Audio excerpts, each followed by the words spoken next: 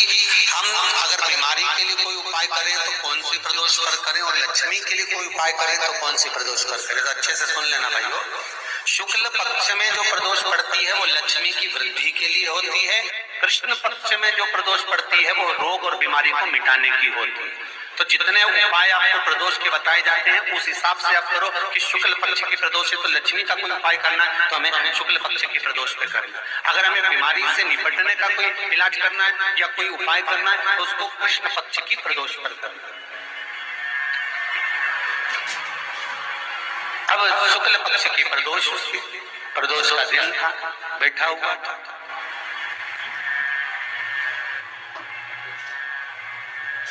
मान लो अगर कहीं आप कोई नौकरी के लिए अप्लाई कर रहे हैं,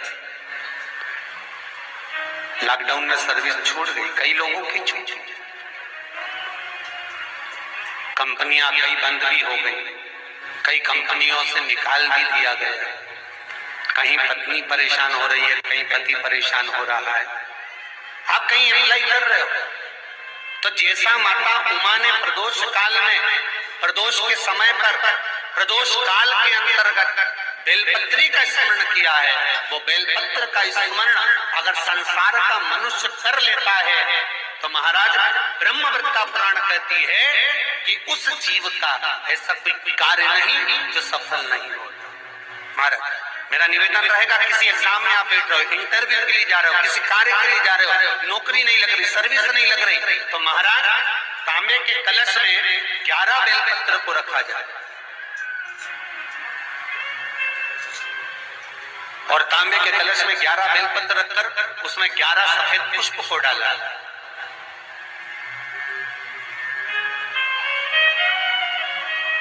लाल चंदन घिसकर कटोरी में लेकर जाइए। प्रदोष के दिन, शुक्ल पक्ष का जो प्रदोष पड़ जाए उसके दिन शंकर के शिवलिंग पर लाल चंदन लपेटने से पहले शंकर की जो जलाधार,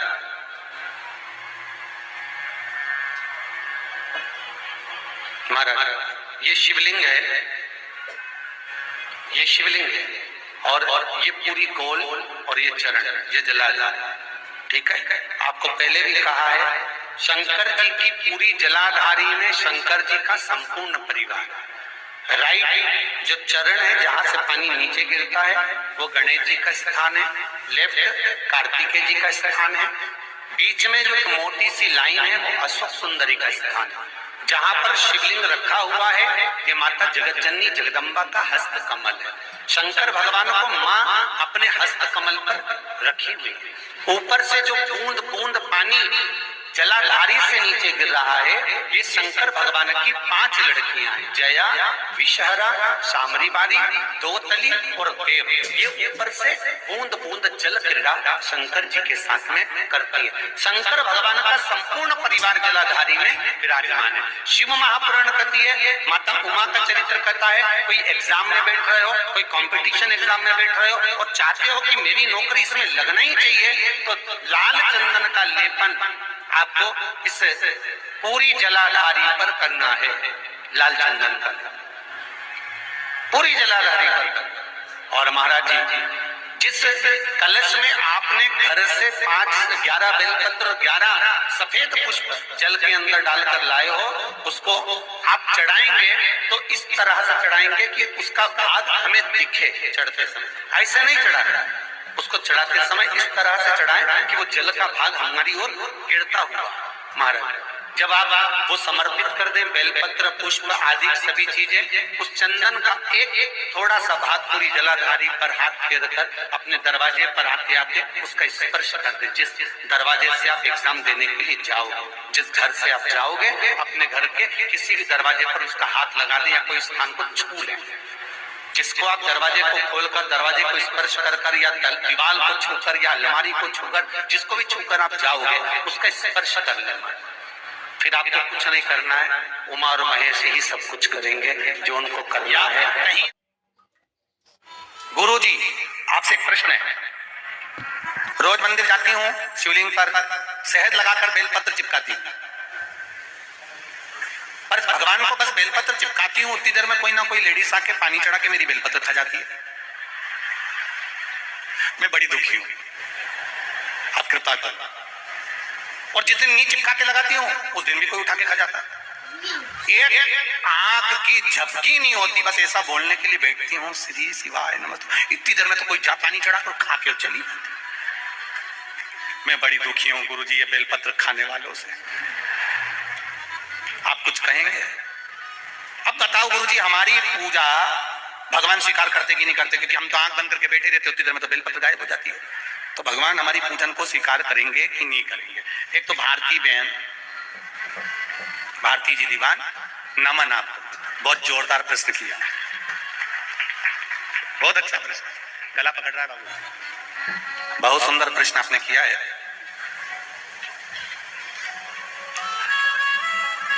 एक बात कहना चाहेंगे, पार्वती जी और उनकी सखी दो थी, उनका बड़ा सुंदर संवाद है। संवाद तो बहुत लंबा है पर कथा अपने को और आगे बढ़ाना है, इसलिए संवाद पे न जाते। पार्वती मैया शिव जी को बेलपत्र समर्पित करती थी या पुष्प समर्पित करती थी या कोई सामग्री समर्पित करती थी, और सखियां जो थी वही सामग्री उठाकर ले जाकर और तुरंत गायब हो जाती थी। पार्वती जी बड़ी दुखी होती थी। जब माता पार्वती जी बड़ी दुखी होती थी तो उन्होंने भगवान देवाधिदेव महादेव से एक बार प्रार्थना करी, जैसे भारती जी आपने हमसे कहा कि हमारी बेलपत्र भगवान स्वीकार करेगा कि नहीं करेगा, या उसका कोई फल मिलेगा कि नहीं मिलेगा। तो पार्वती जी ने भी यह प्रश्न शिव जी से किया, मैं सेवा करती हूँ और सखी बेलपत्र ले जाती है, आप मेरी पूजन को स्वीकार करेंगे कि नहीं करेंगे देवाधिदेव महादेव? भोलेनाथ जी महादेव कहते हैं, पार्वती जिस समय तू बेलपत्र लेकर मेरे लिए मेरे सामने बैठती है या बेलपत्र मात्र तोड़ कर लेकर आती है, उसी समय पर वो बेलपत्र मुझ पर चढ़ जाती है। अब तू भले चढ़ाए मत चढ़, भले तू चढ़ा चाहे मत चढ़, वो बेलपत्र मुझ पर चढ़ गए। अब आप ध्यान देना भारती जी दीवान, बिल्कुल ध्यान देना कि आपने बेलपत्र शिव जी को चढ़ा दी, उसके बाद कोई ने उठाई नहीं उठाई, उसने क्या करा उससे आपको कोई मतलब नहीं होना चाहिए, आपने तो बस दिल से समर्पित कर दी, तो शिव जी ने उसको स्वीकार कर लिया। बैठिए बहन, भारती दीदी बैठिए। श्री शिवाय। हम भगवान के मंदिर जाते हैं, हम शंकर जी के मंदिर जाते हैं, हम पांडुरंगा के मंदिर, हरि विठल के मंदिर जाते हैं, हम कमला माता के मंदिर जाते हैं। क्या भगवान हमारा संकट काट देता है? आपका क्या विचार है करमाला वालों, बोलो। हम भगवान के मंदिर जा रहे हैं, बट उस लड़के का प्रश्न है, हम मंदिर जाते हैं तो क्या भगवान हमारा संकट काट देता है? हम भगवान के दर्शन करने जाते हैं तो क्या भगवान हमारा संकट काट देता है? उस लड़के ने प्रश्न बड़ा सुंदर करा और प्रश्न गलत नहीं है। महाराज शिव महापुराण की कथा कहती है, हमने उस बालक को भी यही कहा कि मंदिर, तुम सोच रहे हो कि हम भगवान के दरवाजे पर जा रहे हैं, भगवान के मंदिर जा रहे हैं, भगवान की चौखट पर जा रहे हैं, शिव महापुराण के अंदर प्रवेश कर कर जा रहे हैं, या हम कहीं कमला माता के दर्शन करने जा रहे हैं, पांडुरंगा के दर्शन करने जा रहे हैं, हरि विठल का दर्शन करने जा रहे हैं, तो हमारे दुख कट जाएंगे। तो इस भरोसे में मत रहना कि भगवान के मंदिर में जाएंगे तो दुख कटेगा।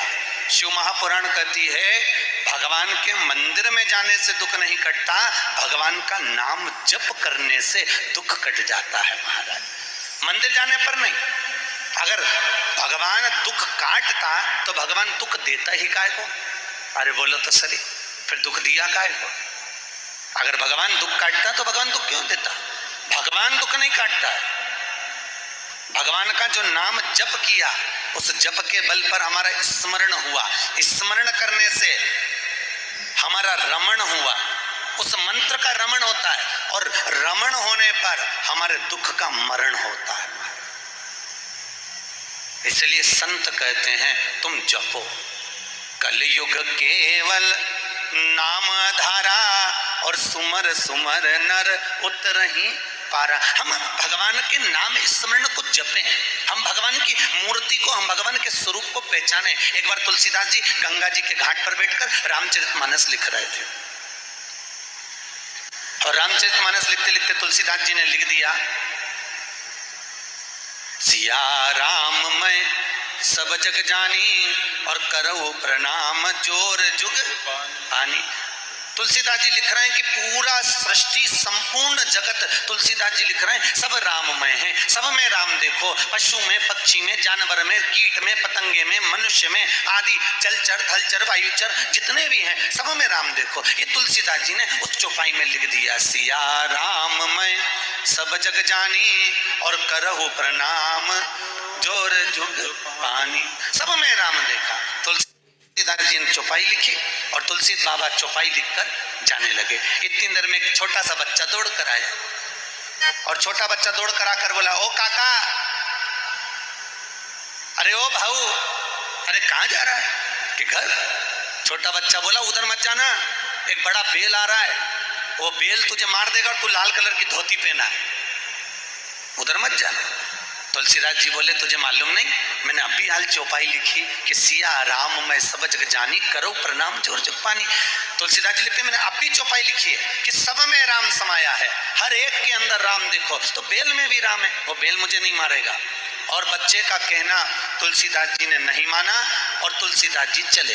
जैसे ही तुलसीदास जी आगे बढ़े, बेल आया, उस बेल ने तुलसीदास को सींग पे उठाया, पटक दिया, पांव से रौंदा और चले गया। तुलसीदास जी वापस गंगा जी के घाट पर आए और तुलसीदास जी ने कलम उठाकर चौपाई को काटने के लिए बैठ गए। क्या मुझे ये चौपाई लिखना ही है? मैंने तो लिखा था सिया राम मैं सब जग जानी करो प्रणाम जोर जुग पानी, सब में राम देखा इसलिए मैंने चौपाई लिख दी, पर उस बेल ने मुझे क्यों मारा? और तुरंत चौपाई काटने लगे। इतनी देर में हनुमान जी महाराज प्रकट हो गए। हनुमान जी ने कहा, तुलसीदास क्या कर रहे हो? तुलसीदास जी बोले, चौपाई काट रहा हूं, मैंने सब में राम देखा था तो उस बेल ने मुझे क्यों मारा? मैंने तो बेल में भी राम देखा। इतने में हनुमान जी बोले, चौपाई मत काट देना तुलसीदास, तूने बेल में राम देखा, पर वो बच्चा तुझे बताने के लिए आया, उस बच्चे में राम तक नजर नहीं आया। वो आया तो बच्चा भी था बताने के लिए कि उधर मत जा, उधर जाना मत, फिर क्यों गया? हम अपनी जिंदगी को बस ऐसे ही जी रहे हैं। हम भगवान को मंदिर में ढूंढने का प्रयास कर रहे हैं, हम परमात्मा को मंदिर के अंदर जाकर ढूंढने के लिए पहुंचते हैं। पर एक बात याद रखना, एक पत्थर की मूर्त, एक पत्थर का टुकड़ा मंदिर के अंदर जाता है और भगवान बन जाता है। एक पत्थर की शिला मंदिर के अंदर जाती है और भगवान बन जाती है। एक पत्थर का टुकड़ा मंदिर में पहुंचा और परमात्मा बन जाता है। और इंसान रोज मंदिर जाता है तो भी भगवान नहीं बन पाता है। इंसान ही बन नहीं पाता। बड़ा कठिन है महाराज। वही छल, वही कपट, वही छिद्र, वही बेईमानी, वही प्रपंच, सब उसी में समाया, सब उसके अंदर। हनुमान का एक स्मरण, पंचमुखी हनुमान का एक भाव। महाराज, जैसे बहुत ज्यादा तकलीफ अगर व्यक्ति को हो गई है, बहुत कष्टमय जीवन चल रहा है, हार गए हर जगह से और तकलीफमय जीवन चल रहा है, तो पंचमुखी हनुमान का एक शिव महापुराण का और स्कंद पुराण का एक बड़ा सुंदर मंत्र है। उस मंत्र को आप सब एक बार हमारे साथ में बोलें। ओम नमो हनुमते रुद्र अवताराय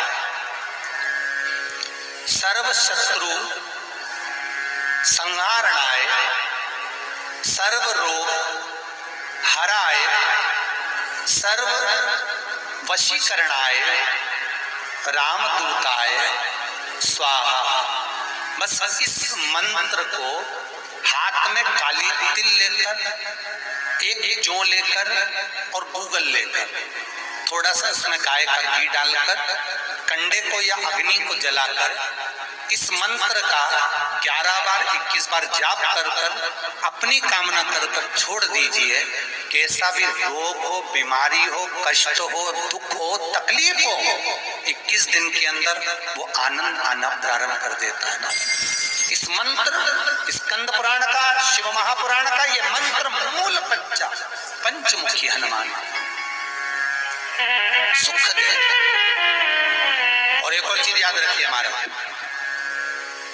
यदि कोई काम के लिए जा रहे हो कोई व्यापार के लिए जा रहे हो या नौकरी करने के लिए जा रहे हो और लगी नहीं रही, बहुत तकलीफ पा रहे हो, सर्विस ही नहीं लग रही, बहुत कष्टमय हो गया, तो निवेदन करूंगा 5 पीपल के पत्ते पर बेसन के 5 लड्डू घर में बने हुए, गाय के घी के 5 लड्डू रख लो, उस लड्डू के बीचों बीच एक आटे का दिया और उसमें तिल्ली का तेल डालकर इसी मंत्र का प्रयोग कर पंचमुखी हनुमान का किसी भी हनुमान के मंदिर में जाकर, दक्षिण मुखी हनुमान के मंदिर में जाकर उसको रख कर आ जाइए। इसके बाद आप उस काम के लिए जाइए, आपका काम सफल हो जाएगा।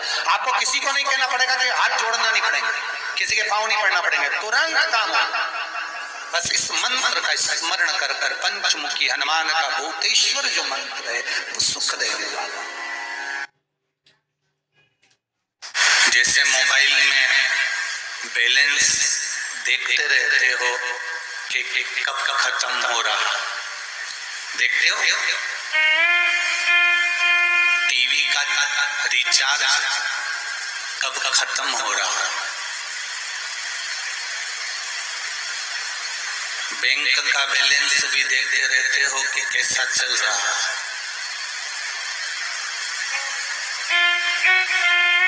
और समझदार व्यक्ति होगा तो हफ्ते में कम से कम एक बार अपने बैंक का बैलेंस देखते रहना चाहिए। आजकल इतना फ्रॉड चल रहा है कि कोई आपका कोई नंबर ले ले और आपके पैसे निकाल ले, तो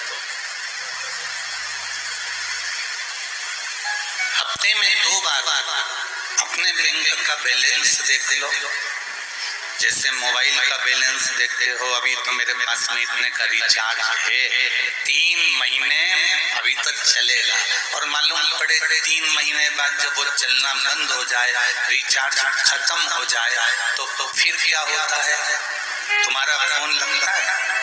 जम के तो बोलो नहीं, फोन जाएगा नहीं, पर फोन जम के बोलो जरा, आएगा, जाएगा नहीं, आएगा। उसी तरह बैलेंस अगर देख लेते तो तुम्हारा भी फोन जाते रहता।